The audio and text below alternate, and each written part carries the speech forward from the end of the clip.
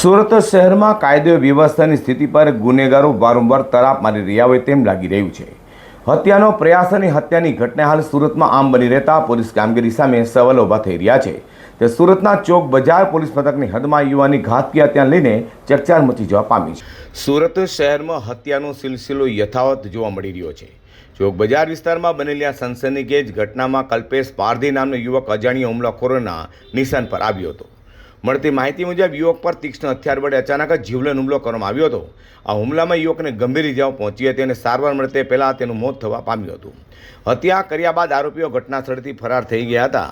ઘટનાની જાણ થતાં ચોક બજાર પોલીસે તાત્કાલિક હરકતમાં આવી હતી। પોલીસે સમગ્ર વિસ્તારની માહિતી એકત્રિત કરી આરોપીની શોધખોળ શરૂ કરી છે। બીજી તરફ મૃતક કલ્પેશ પારધીનો પણ ગુનાહિત ઇતિહાસ હોવાનું પ્રાથમિક તપાસમાં સામે આવ્યું છે।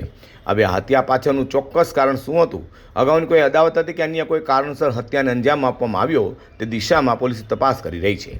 આરોપીની ધરપકડ બાદ જ સમગ્ર હત્યાકાંડનું રહસ્ય વધુ સ્પષ્ટ થશે। ચોક બજાર વિસ્તારમાં તીક્ષ્ણ હત્યાના ઘા મારી કલ્પેશ પારધી નામના યુવકની હત્યા કરાતા ચકચાર મચી ગઈ છે। હાલ તો સમગ્ર મામલે ચોક બજાર પોલીસે તપાસ હાથ ધરી આરોપીની શોધખોળ શરૂ કરી છે।